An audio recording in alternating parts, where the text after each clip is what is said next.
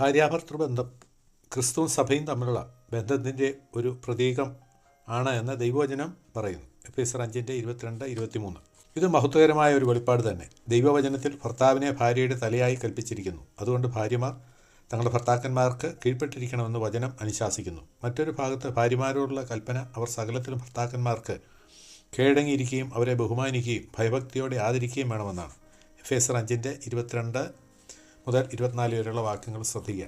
1 പത്രോസ് 3:1-6 വരെയുള്ള വാക്യങ്ങളും. ഇപ്രകാരമുള്ള കീഴടക്കം ഇന്നത്തെ കാലത്ത് എല്ലാവരും സ്വീകരിച്ചിട്ടുള്ള ഒരു നടപടി അല്ലായിരിക്കാം. എന്നാൽ അത് ദൈവത്തിൻ്റെ പ്രമാണമാണ്. ഈ പ്രമാണം ലംഘിച്ചിട്ടുള്ള ഒരു ഭവനം ഒരു തരത്തിൽ അല്ലെങ്കിൽ മറ്റൊരു തരത്തിൽ അനുസരണക്കേടിൻ്റെ ഭവിഷ്യത്തുകൾ അനുഭവിക്കുമെന്ന് തീർച്ചയാണ്. വിവാഹ ജീവിതത്തിലെ ദൈവത്തിൻ്റെ ഈ കൽപ്പനകൾ അനുസരിക്കുവാൻ ഏതെങ്കിലും യുവതിക്ക് മനസ്സില്ലെങ്കിൽ അവൾ ഒരിക്കലും വിവാഹം കഴിക്കുവാനേ പാടില്ല. അപ്രകാരമുള്ള ഒരു പെൺകുട്ടി വിവാഹം ചെയ്തിട്ട് ദൈവകൽപ്പനകളെ നിരന്തരം ധിക്കരിച്ചുകൊണ്ട് ജീവിക്കുന്നതിനേക്കാൾ അവിവാഹിതയായി കഴിയുന്നത് ഏറെ നന്നായിരിക്കും. എഫേസ്യ ലേഖനത്തിൽ നിന്ന് ഉദ്ധരിച്ച വാക്യങ്ങളെ തുടർന്നുള്ള ഭാഗത്ത് ക്രിസ്തു സഭയെ സ്നേഹിച്ച് അവൾക്ക് വേണ്ടി തന്നെത്താൻ ഏൽപ്പിച്ചു കൊടുത്തതുപോലെ ഭർത്താക്കന്മാർ തങ്ങളുടെ ഭാര്യമാരെ സ്നേഹിക്കണമെന്ന് ഉപദേശിച്ചിട്ടുണ്ട്. എഫേസ്യർ 5:28-32 വരെയുള്ള വാക്യങ്ങൾ ശ്രദ്ധിക്കുക. ദൈവകൽപ്പന ഒരുവന് തൻ്റെ ഭാര്യയുടെ മേൽ യുക്തിവിരുദ്ധമായ അവകാശങ്ങൾ അനുവദിച്ചു കൊടുക്കുന്നതായി ഭർത്താക്കന്മാർ ആരും തന്നെ കരുതാതിരിപ്പാൻ ഈ ഭാഗം സഹായിക്കുന്നു. ഇതിൻ്റെ അർത്ഥവ്യാപ്തി ഇപ്രകാരമാണ്: ഭർത്താക്കന്മാർ ആത്മത്യാഗപരമായ സ്നേഹത്തോടെ തങ്ങളുടെ ഭാര്യമാരെ സ്നേഹിക്കണം. അവരുടെ നന്മയ്ക്കും സന്തുഷ്ടിക്കും വേണ്ടി എന്തെങ്കിലും വസ്തുവകകളല്ല, പിന്നെയോ തങ്ങളുടെ ജീവൻ തന്നെ നൽകണം.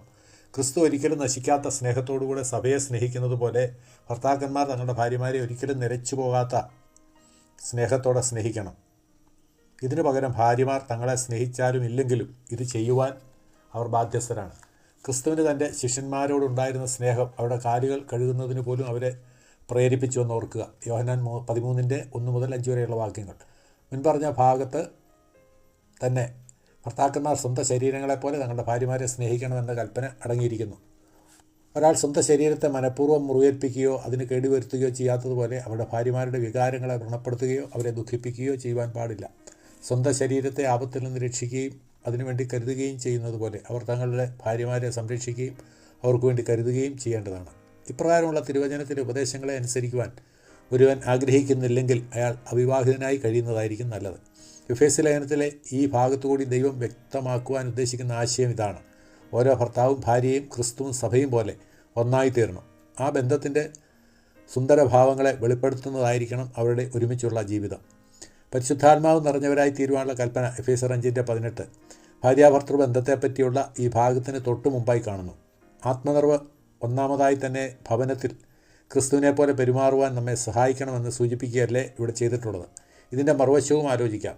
വിവാഹ ജീവിതത്തിലൂടെ ദൈവത്തെ മഹത്വപ്പെടുത്തണമെങ്കിൽ പരിശുദ്ധാത്മ നിറവ് പ്രാപിക്കേണ്ടത് ആവശ്യമാണ്. ഒരു ജീവിത പങ്കാളി അന്വേഷിക്കുന്നതിന് മുമ്പായി മുകളിൽ വിവരിച്ചതുപോലെയുള്ള ഒരു ഭവനത്തിനായി താൻ യഥാർത്ഥത്തിൽ ആഗ്രഹിക്കുന്നുണ്ടോ എന്ന് ഓരോ ക്രിസ്ത്യാനിയും തന്നോട് തന്നെ ചോദിക്കണം. ആ വിധത്തിലുള്ള ഒരു അഭിവാഞ്ചയില്ലാത്ത ഒരാൾക്ക് വിവാഹത്തിൽ ദൈവനടത്തിപ്പ് എങ്ങനെ പ്രതീക്ഷിക്കുവാൻ കഴിയും?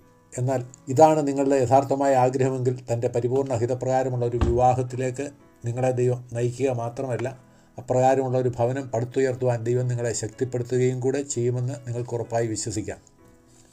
അവിവാഹ ജീവിതത്തെക്കുറിച്ചുള്ള ചില ചിന്തകൾ പങ്കുവയ്ക്കാം. ബൈബിൾ വിവാഹ ജീവിതത്തിൻ്റെ മഹത്വത്തെക്കുറിച്ച് മാത്രമല്ല, അവിവാഹിത ജീവിതത്തിൻ്റെ മെച്ചങ്ങളെക്കുറിച്ചും സംസാരിക്കുന്നുണ്ട്. അതിനാൽ ഈ അധ്യായം സമാപിക്കുന്നതിന് മുമ്പ് സമതുലിതാവസ്ഥ പാലിക്കുവാൻ വേണ്ടി അവിവാഹിത ജീവിതത്തെക്കുറിച്ച് കൂടി ചില കാര്യങ്ങൾ നമുക്ക് ചിന്തിക്കാം. 1 കൊരിന്ത്യർ 7-ാം അധ്യായത്തിൽ പൗലോസ് അവിവാഹിത ജീവിതത്തെപ്പറ്റി സംസാരിക്കുന്നു. ഈ അധ്യായത്തിൽ നിന്നും മത്തായി 19:12 കർത്താവിൻ്റെ പ്രസ്താവനയിൽ നിന്ന് വിവാഹ ജീവിതത്തേക്കാൾ അവിവാഹിതാവസ്ഥ കൂടുതൽ അഭികാമ്യവും കൂടുതൽ ആത്മീയവുമായ ഒരു വിളിയാണെന്ന് ചിലർ ധരിക്കുവാനിടയായിട്ടുണ്ട്. എന്നാൽ വാസ്തവത്തിൽ ബൈബിൾ അപ്രകാരമാണോ പഠിപ്പിക്കുന്നത്? 1 കൊരിന്ത്യർ 7-നെ പറ്റി ചിന്തിക്കുമ്പോൾ അവിടെ താൻ സ്വന്തം അഭിപ്രായമാണ് പറയുന്നതെന്നും അവർ ഉന്നയിച്ച കാര്യങ്ങളെപ്പറ്റി കർത്താവിൻ്റെ മനസ്സെന്താണെന്ന് എനിക്ക് തീർച്ചയില്ലെന്നും പൗലോസ് 4 പ്രാവശ്യം പറയുന്ന കാര്യം നാം ഓർക്കേണ്ടതാണ്. വാക്യം 6, 12, 25, 40 എന്നിവ നോക്കുക. എല്ലാ മനുഷ്യരും തന്നെപ്പോലെ അവിവാഹിതരായിരിക്കണമെന്ന് പൗലോസ് ആഗ്രഹിക്കുന്നുണ്ടെങ്കിലും ഓരോ വ്യക്തിക്കും തൻ്റേതായ പ്രത്യേകം വരം ദൈവത്തിൽ നിന്ന് ലഭിക്കുന്നു എന്ന കാര്യം താൻ മനസ്സിലാക്കിയിരുന്നതായി അദ്ദേഹം വ്യക്തമാക്കുന്നുണ്ട്. വാക്യം 7 നോക്കുക. പൗലോസ് വരം അഥവാ ഗിഫ്റ്റ് എന്ന പദം തന്നെ ഇവിടെ ഉപയോഗിക്കുന്നത് പ്രത്യേകം ശ്രദ്ധേയമാണ്. അതുകൊണ്ട് അദ്ദേഹം അർത്ഥമാക്കുന്നത് അവിവാഹിതാവസ്ഥയ്ക്ക് പ്രത്യേക ശ്രേഷ്ഠതയൊന്നും താൻ കൽപ്പിക്കുന്നില്ല എന്നാണല്ലോ. അതൊരു നേട്ടമോ പ്രതിഫലമോ അല്ല, മറിച്ച് ഒരു വരം അഥവാ ദാനം മാത്രമാണ്. മത്തായി 19:11 യേശു അതേ പദം തന്നെ ഉപയോഗിച്ച് ചിലർക്ക് അവിവാഹിത ജീവിതം നയിക്കുവാനുള്ള കഴിവ് ലഭിക്കുന്നു എന്നാണ് അവിടെ കർത്താവ് പറയുന്നത്. ദൈവത്തിൽ നിന്ന് ഈ കഴിവ് ലഭിച്ചവർ മാത്രമേ അപ്രകാരം ഒരു ജീവിതം സ്വീകരിക്കാവൂ എന്ന് കർത്താവ് വളരെ വ്യക്തമായി പറയുന്നു. മത്തായി 19:12. അവിവാഹിതനായി കഴിയുന്നതിൽ പ്രത്യേകിച്ചൊരു ശ്രേഷ്ഠതയൊന്നുമില്ല. അത് തീർച്ചയായും ചുരുക്കം ചിലർക്ക് വേണ്ടിയുള്ള ദൈവവിളിയാണെന്ന കാര്യം നിസ്തർക്കമാണ്. എന്നാൽ ബഹുഭൂരിപക്ഷം ആളുകളുടെ കാര്യത്തിലും അവർ വിവാഹ ജീവിതം നയിക്കണമെന്നത് ദൈവനിശ്ചയമാണ്. നിങ്ങൾ വിവാഹം കൂടാതെ കഴിയണമെന്ന് ദൈവം ആഗ്രഹിക്കുന്നുണ്ടെങ്കിൽ അവിടുന്ന് അത് നിങ്ങളെ അറിയിക്കും. വ്യക്തിപരമായി അത്തരമൊരു പ്രത്യേക കൽപ്പന നിങ്ങളുടെ ഹൃദയത്തിൽ ദൈവം തന്നിട്ടില്ലെങ്കിൽ നിങ്ങൾ വിവാഹം ചെയ്യുവാൻ ദൈവം ആഗ്രഹിക്കുന്നുവെന്ന് ചിന്തിക്കുകയാണ് വേണ്ടത്. തനിച്ച് ജീവിക്കുവാനുള്ള സ്വാർത്ഥപരമായ ആഗ്രഹം കൊണ്ടോ അഥവാ ആത്മോത്കർഷ ബോധവും എതിർഭാഗത്തെക്കുറിച്ചുള്ള നിന്ദയും കൊണ്ടോ അതുമല്ല, ആ വിധത്തിൽ മാത്രമേ ആത്മീയ വിശുദ്ധി പ്രാപിക്കുവാൻ സാധിക്കുകയുള്ളൂ എന്ന ചിന്ത കൊണ്ടോ ആണോ നിങ്ങൾ അവിവാഹിത ജീവിതം തിരഞ്ഞെടുക്കുന്നത്? അഥവാ പ്രത്യേക സാഹചര്യങ്ങൾ മൂലം നിങ്ങൾ ആഗ്രഹിച്ചത് ലഭിക്കാതെ വരികയും നിങ്ങൾക്ക് ലഭിച്ചത് അഭികാമ്യമല്ലെന്ന് തോന്നുകയും ചെയ്തതുകൊണ്ടാണ്? ഇവയിൽ ഏതെങ്കിലുമാണ് നിങ്ങളെ പ്രേരിപ്പിക്കുന്ന കാരണമെങ്കിൽ അത് തീർച്ചയായും തെറ്റാണ്. നേരെ മറിച്ച് പ്രതിബന്ധങ്ങൾ കൂടാതെ കർത്താവിനെ സേവിക്കുവാൻ കൂടുതലായ സ്വാതന്ത്ര്യം നിങ്ങൾക്ക് ലഭിക്കുമെന്നുള്ളതുകൊണ്ടാണ് നിങ്ങൾ അവിവാഹിതനായി കഴിയുവാൻ ആഗ്രഹിക്കുന്നതെങ്കിൽ കുറഞ്ഞപക്ഷം നിങ്ങളുടെ ഉദ്ദേശം ശുദ്ധമാണ്. എന്നാൽ തന്നെയും അപ്രകാരമുള്ള ഒരു ജീവിതം നയിക്കുവാനുള്ള വിളി ദൈവത്തിൽ നിന്ന് തന്നെ വരേണ്ടതാണ്. അപ്പോസ്തലനായ പൗലോസിൻ്റെ കാര്യത്തിൽ അത് അപ്രകാരമായിരുന്നു. 1 കൊരിന്ത്യർ 7:32-33, 1 കൊരിന്ത്യർ 9:5. അവിവാഹിതത്വം വിശുദ്ധ ജീവിതത്തിന് കൂടുതൽ സഹായകമാണെന്ന ചിന്ത പൂർണ്ണമായും തെറ്റാണ്. ഒരു അവിവാഹിത വ്യക്തിക്ക് വിവാഹിതനായ വ്യക്തിയേക്കാൾ ആത്മീയ പ്രവർത്തനത്തിന് കൂടുതൽ സമയം ലഭിച്ചേക്കാം. പക്ഷേ വിശുദ്ധി പ്രാപിക്കുവാൻ അപ്രകാരമുള്ള പ്രവർത്തനം കൂടിയേ തീരൂ എന്നില്ല. ഹാനോക്ക് ദൈവത്തോടു കൂടി നിരന്തരമായ കൂട്ടായ്മയിൽ 300 വർഷം ജീവിച്ചു. അദ്ദേഹത്തിന് പുത്രന്മാരും പുത്രിമാരും ജനിച്ചു. 35:22 നോക്കുക. വിവാഹവും തൻ്റെ മൂത്ത പുത്രൻ്റെ ജനനവും കഴിഞ്ഞിട്ടാണ് അദ്ദേഹം ദൈവത്തോടു കൂടി നടക്കുവാൻ ആരംഭിച്ചത്.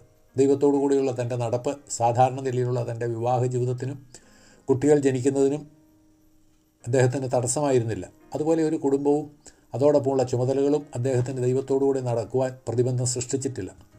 അതുകൊണ്ട് എല്ലാ വിശ്വാസികളും അവിവാഹിതനായിരിക്കണമെന്ന് പൗലോസ് അർത്ഥമാക്കുന്നില്ല. ഒരു ജീവിത പ്രമാണമെന്ന നിലയിൽ അവിവാഹിത ജീവിതം പ്രസംഗിക്കുന്നവർ യഥാർത്ഥത്തിൽ സാത്താൻ്റെ ഉപദേശം പ്രചരിപ്പിക്കുന്നവരാണെന്ന് അദ്ദേഹം തന്നെ മറ്റൊരു ഭാഗത്ത് പ്രസ്താവിച്ചിട്ടുണ്ട്. 1 തിമോത്തിയോസ് 4:1-3 വരെയുള്ള വാക്യങ്ങൾ. അതുകൊണ്ട് 1 കൊരിന്ത്യർ 7:25-28 വരെയുള്ള വാക്യങ്ങളെപ്പറ്റി അവിടെ ശരിയായ പശ്ചാത്തലത്തോടും അർത്ഥത്തോടും കൂടെ നാം ചിന്തിക്കേണ്ടത് ആവശ്യമാണ്. എൽ ട്രൈറ്റൺ ഈ വിഭാഗത്തെ ഇപ്രകാരം പരാവർത്തനം ചെയ്തിട്ടുണ്ട്: ഞാനൊരു നിയമം വയ്ക്കുകയല്ല, എങ്കിലും താഴെ പറയുന്ന വസ്തുതകൾ നാം മനസ്സിൽ കരുതിക്കൊള്ളണം. നാം കാലഘട്ടം AD 55 കഷ്ടതയുടെയും സംഭവ്യമായ പീഡനത്തിൻ്റെയും ഒരു കാലഘട്ടത്തിലാണ് ജീവിക്കുന്നത്. നേരിട്ട് കീഴ്പ്പെടുത്തുവാൻ സാധിക്കാത്ത ഒരു പുരുഷനെയോ സ്ത്രീയെയോ അയാളുടെ കുടുംബത്തെക്കുറിച്ചുള്ള ചിന്തയിലൂടെ കീഴ്പ്പെടുത്തുവാൻ സാധിക്കുമെന്നുള്ളത് ഓരോ പീഡകനും അറിയാവുന്ന ഒരു വസ്തുതയാണ്. അതിനാൽ വിവാഹിതരായ ആളുകൾ ഭയങ്കരമായ ഉത്കണ്ഠയുടെയും പീഡനത്തിൻ്റെയും ഒരു കാലഘട്ടത്തെ നേരിടുവാനുള്ള സാധ്യതയിലാണ് നീങ്ങുന്നത്. ഇത് നിങ്ങൾക്കുണ്ടാകരുതെന്ന് ഞാൻ ആഗ്രഹിക്കുന്നു. തന്മൂലം വിവാഹം കഴിക്കാതെ ജീവിക്കുവാൻ ഞാൻ നിങ്ങളോട് ഉപദേശിക്കും. എങ്കിലും വിവാഹം പാപകരമാണെന്ന് ഞാൻ പറയുന്നില്ല എന്നോർത്തുകൊള്ളുക. ഈ വർത്തമാനകാലത്ത് അത് കഷ്ടതയെ വിളിച്ചു വരുത്തലാണെന്ന് മാത്രമേ ഞാൻ പറയുന്നുള്ളൂ. ആ കഷ്ടത നിങ്ങൾക്ക് വരാതിരിക്കണമെന്ന് ഞാൻ ആഗ്രഹിക്കുന്നു. കുറഞ്ഞപക്ഷം നിങ്ങൾ ചെറുപ്പമായിരിക്കുന്ന കാലത്ത് വിവാഹത്തെ ഒഴിവാക്കുവാൻ ഇപ്പറഞ്ഞവ പ്രബലമായ കാര്യങ്ങളാണ്. വാക്യം 36. ക്രിസ്തീയ സേവനമനുഷ്ഠിക്കുവാൻ അവിവാഹിതർക്ക് പ്രത്യേക അളവിൽ ലഭിക്കുന്ന വലിയ സൗകര്യം പരിഗണിക്കുക. വിവാഹത്തെ അത് ഇനി നീട്ടിവെച്ചാൽ വളരെ താമസിച്ചു പോകും എന്ന് നിങ്ങൾക്ക് തോന്നുന്നതുവരെ താമസിപ്പിക്കുന്ന പക്ഷം, വാക്യം 36, സേവനത്തിനായി അത്ഭുതകരമായ അവസരങ്ങൾ നിങ്ങൾക്ക് സ്വായത്തമാകും. ഞാനീ പറയുന്നത് നിങ്ങളുടെ സ്വാതന്ത്ര്യത്തെ വെട്ടിച്ചുരുക്കുവാൻ വേണ്ടിയല്ല, പിന്നെയോ ഏറ്റവും ഉന്നതമായ ഒന്നിലേക്ക് നിങ്ങളെ നയിക്കുവാൻ വേണ്ടിയാണെന്ന് ഓർത്തുകൊള്ളുക. എങ്കിലും സാഹചര്യങ്ങളോ നിങ്ങളുടെ സ്വഭാവ രീതിയോ മറ്റൊരു വഴിയിലേക്ക് നിങ്ങളെ നയിക്കുന്നുവെങ്കിൽ വിവാഹം ചെയ്യുന്നതുകൊണ്ട് യാതൊരു തെറ്റുമില്ല. അത് ദൈവത്തിൻ്റെ നല്ലൊരു ദാനം തന്നെ. വാക്യം 36 നോക്കുക. ഇപ്രകാരം ആരംഭത്തിൽ അവിവാഹിത ജീവിതം ദൈവത്തിൻ്റെ ഒരു വരമാണെന്ന് പ്രസ്താവിച്ച പൗലോസ് അവസാനത്തിൽ വിവാഹവും ദൈവത്തിൻ്റെ വരമാണെന്ന് പ്രസ്താവിക്കുന്നതായി നാം ഇവിടെ കാണുന്നു. ഈ കാര്യങ്ങളെപ്പറ്റിയുള്ള പൗലോസിൻ്റെ ചിന്താഗതി സമതുലിതം അഥവാ ബാലൻസ് തന്നെ. ചിന്തിക്കുക, വിവാഹം ഒരു മനുഷ്യനെ പൂർണ്ണനാക്കുന്നു. യഥാർത്ഥത്തിൽ വളരെ ചുരുക്കം സാഹചര്യങ്ങളിൽ മാത്രമാണ് ദൈവം ഒരുവനെ അവിവാഹിത ജീവിതത്തിനായി വിളിക്കാറുള്ളത്. വിവാഹിതനായി തീരുമ്പോൾ മാത്രമാണ് മനുഷ്യൻ ഒരർത്ഥത്തിൽ പൂർണ്ണനായി തീരുന്നതെന്ന് ദൈവം തന്നെ അരുളി ചെയ്തിട്ടുണ്ട്. ഉൽപ്പത്തി 2:18 അതിങ്ങനെ വായിക്കുന്നു: യഹോവയായ ദൈവം മനുഷ്യൻ ഏകനായിരിക്കുന്നത് നന്നല്ല, അവനെ പൂർണ്ണനാക്കുമാറ് ഞാൻ അവന് ഉചിതമായൊരു തുണ നൽകും എന്ന് അരുളി ചെയ്തു. ബൈബിൾ ഒരു വിവാഹത്തോടുകൂടി ആരംഭിക്കുന്നു എന്നതും ഉൽപ്പത്തി 2:18 മുതൽ 25 വരെയുള്ള വാക്യങ്ങൾ നോക്കുക. യേശു ചെയ്ത ഒന്നാമത്തെ അത്ഭുത പ്രവൃത്തി ഒരു വിവാഹ സന്ദർഭത്തിലായിരുന്നു എന്നതും യോഹന്നാൻ 2:1 മുതൽ 11 വരെയുള്ള വാക്യങ്ങൾ ശ്രദ്ധേയമത്രേ. വിവാഹം എല്ലാവർക്കും മാന്യമായിരിക്കട്ടെ. എബ്രായർ 13:4. മാന്യമെന്ന പദത്തിന് മാനിക്കത്തക്കത്, ഉചിതം, മൂല്യമുള്ളത്, പ്രത്യേകിച്ച് വിലയേറിയത് എന്നൊക്കെയാണല്ലോ അർത്ഥം.